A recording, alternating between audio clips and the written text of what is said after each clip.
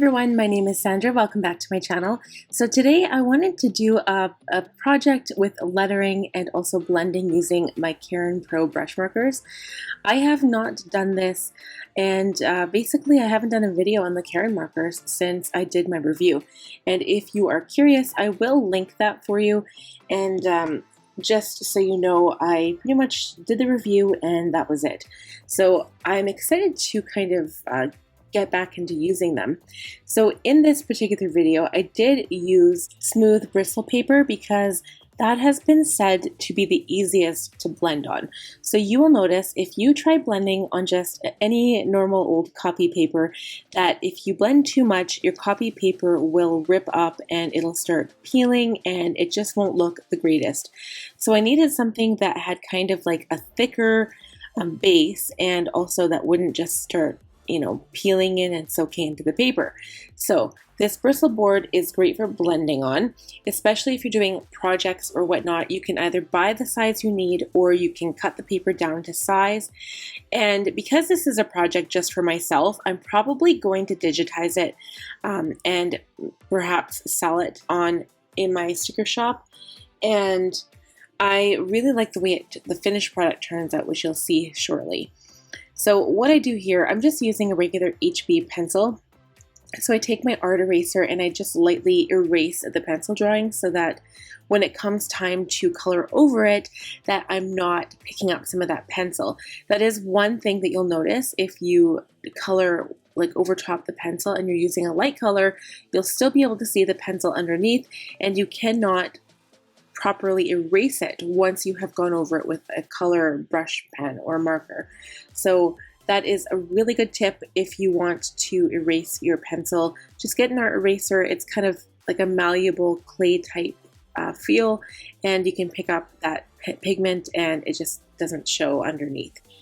So here what I did, instead of actually doing the larger brush strokes at the beginning, I just colored it in and then added the thicker downstrokes after, because when you're blending, you really need to decide where you're going to put which color.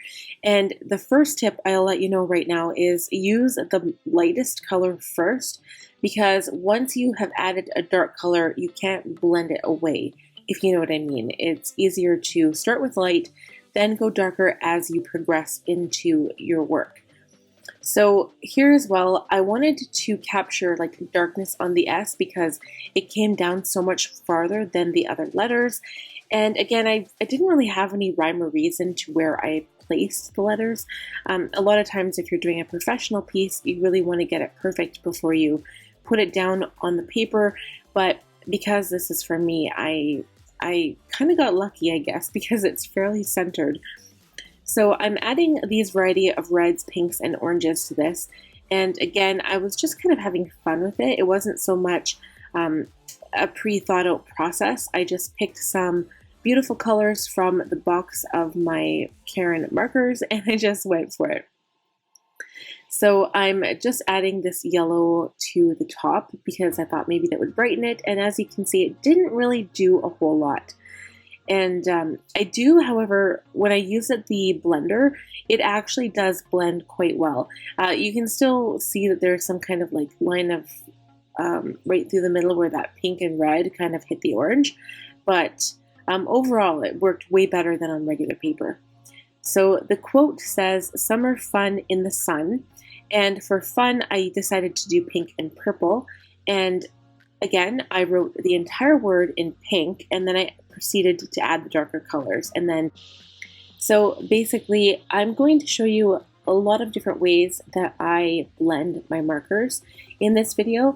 And this is one of the ways. So I lay down the lighter color, and then I add the darker color, go back in with the first color, blend the two together, and then continue in that fashion. And so for the word in the, well, both of those words, I decided to do more of a sideways blending.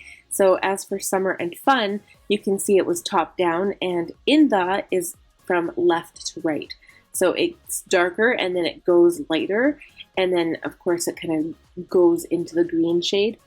So I thought that was fun just to kind of give it some more visual appeal, some visual interest. And then for the word sun, I figured it would be perfect in yellow. So I did do a little bit of orange to this.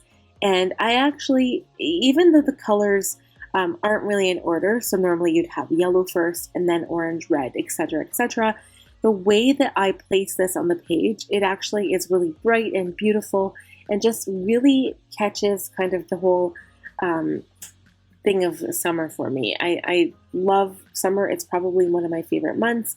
And just the way that this turned out, I just love it so, so much. So here you'll see that I am continuing to blend. So I'm using the lighter color to blend the darker color into the lighter color. And I'm also kind of using the blender itself to go over the colors just to help me out. And also to make the words really pop, I'm going in with my Tombow Fudonosuke hard tip black brush pen. So when you are doing a drop shadow, there are certain rules you need to follow. The rules are that you can have the drop shadow coming from whatever angle that you want. So when you think of a shadow, the light will be coming from the opposite side. So I usually try to do my shadows on my lettering on the bottom and on the right. So basically it looks like the light is coming from the top left corner. However, on the R, I completely messed up. I don't know what I was thinking and I messed up. And I'll also note that when you are doing drop shadow, it is much easier just doing it on regular pieces where you're printing. When it comes to lettering, it's a little bit more hard. And as you can see, the R is a little bit messed up there. But here I am doing some decorative doodles now because I was going to leave it and I figured it was missing something. So right kind of on the right side there, I'm drawing this little cup of, to be honest, I don't know what it is, but I'm going to say it's some kind of cocktail because I could totally go for that right now. And on the left, of course, is a sun. And when I usually, in summer, we do sidewalk chalk, and I love doing these types of doodles on the sidewalk. So the sun had to have some cool glasses, but his grimace actually looks more like a grimace rather than like a smile, and I was trying to do like a cheeky smile, which did not work out. So in order to do those doodles, I did use my Sakura Pigma microns. So they're not supposed to run when you put color over them. However, I think it was on the, you'll see here, it was on the, maybe the lime.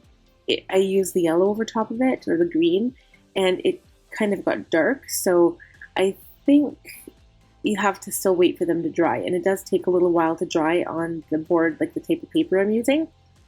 So I really like the color of this drink that I'm making here. I made it blue. You don't normally find many blue drinks, but I thought it was kind of cool looking. And again with the sun, as I color it, I'm always adding the lighter color first, and then you go in with some darker colors. So this other technique of blending, you can see that I am taking color right from the tip of another pen.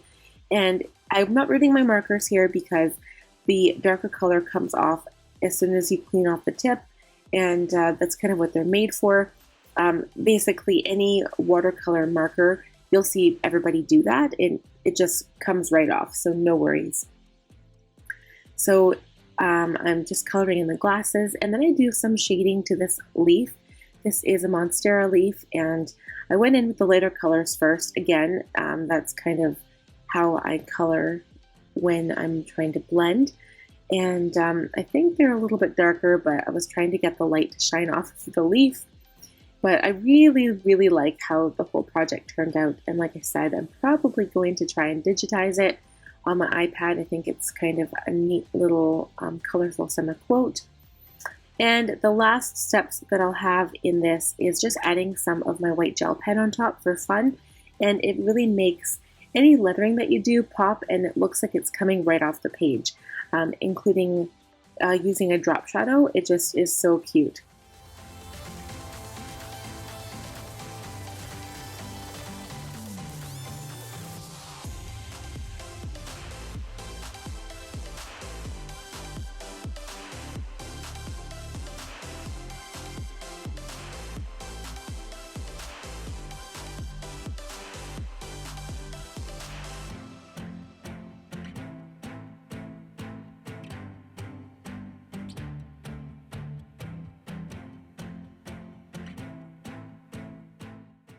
If you're new here, I would love if you would consider subscribing and give this video a huge thumbs up if you enjoyed it. And last but not least, make sure you click on that bell button to be notified every single time I upload a new video. And I will talk to you guys again soon. Bye.